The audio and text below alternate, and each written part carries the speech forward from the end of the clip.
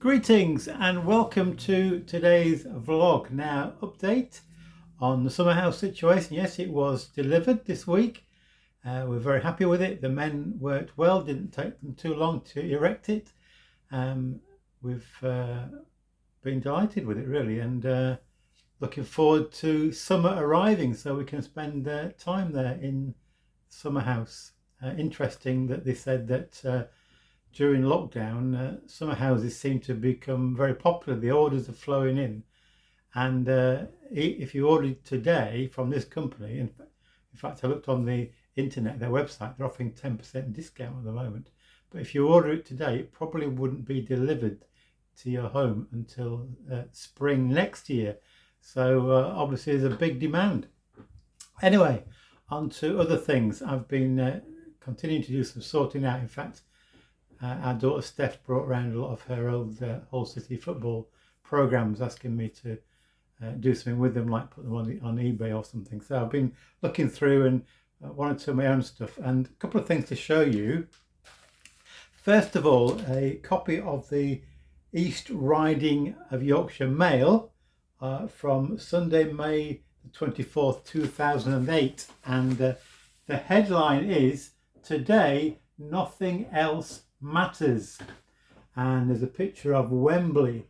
It's that wonderful occasion. I was there when Hull City played at Wembley, and they were playing in the championship playoff match, and if they won they would be promoted to the Premier League for the first time in their history, over 100 years, and it was a great match. They did win, but what struck me was the headline, "Today Nothing Else Matters," as if football on that day was the most important thing in the world. Of course, that's a load of rubbish, isn't it? Even I'm quite a strong football supporter, but I know there's some far more important things in the world, and yet people do get carried away.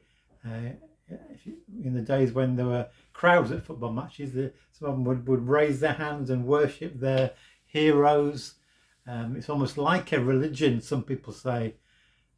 We can make things in this world appear to us far more important than they really are.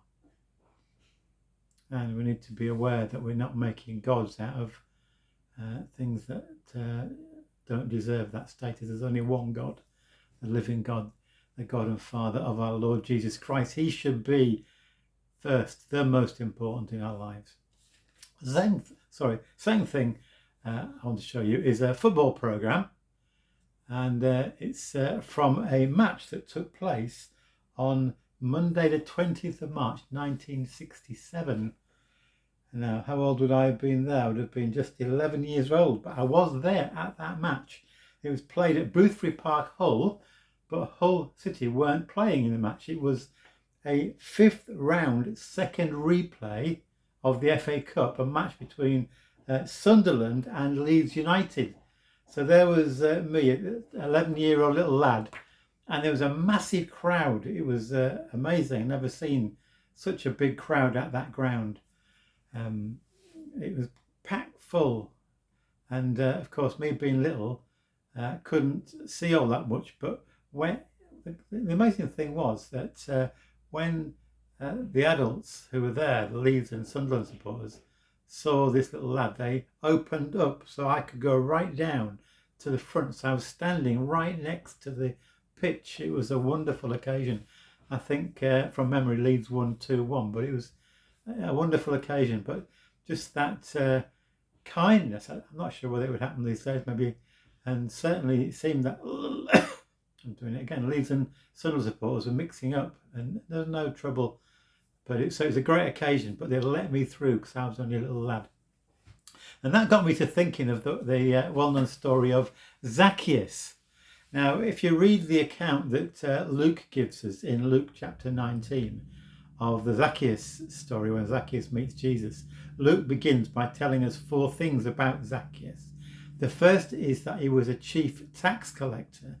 In other words, he was working really for the Roman occupiers, collecting taxes from the local inhabitants, and often they would collect more than they should do so they could pocket the excess. So he was a chief tax collector, hated by the people. Secondly, he was wealthy. Well, yes, he would be.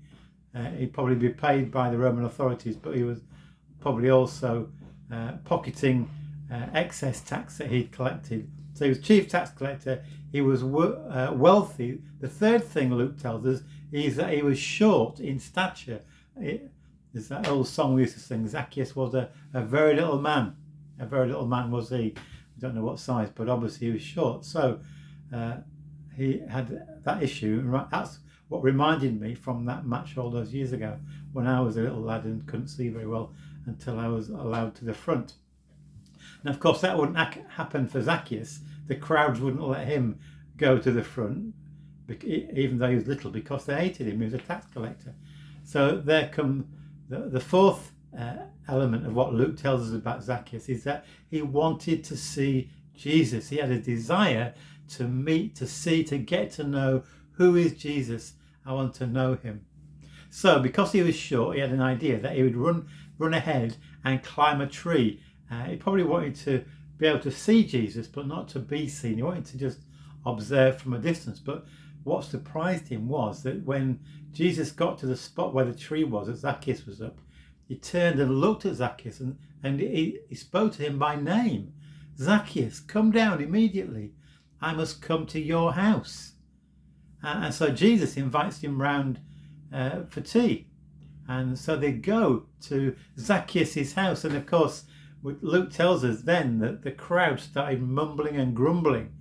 Why would Jesus want to go to Zacchaeus' house? He's a tax collector. Doesn't Jesus know who he is? But Jesus goes. And a question that often comes to me, and I've asked people what they think, what happened in Zacchaeus' house when Jesus was with Zacchaeus? I wonder what you think. Of course, we're not told. I think that Jesus spent a lot of time just listening to Zacchaeus. He was open to let Zacchaeus just open up about his life. And of course, Jesus spent time with Zacchaeus. He honoured him by doing that. In that culture, if you went into someone's home, you were honouring them. And that was a shock to many people. Why would Jesus do that for a tax collector? We hate him.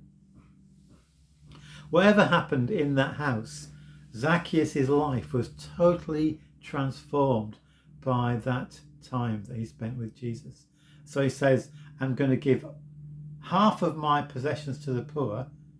So that newspaper headline that says this is all that matters, perhaps for Zacchaeus all that matters was how much money he had, but now he's given half of it away to bless poor people. And then he says, if I've ever cheated anybody out of money, I will pay them back 4 times. So this God of money is now no longer important in Zacchaeus' life because he's met with Jesus and his life has been turned around. And so at the end of the story, Jesus says, salvation has come to this house. For I, Jesus, have come to seek and to save the lost.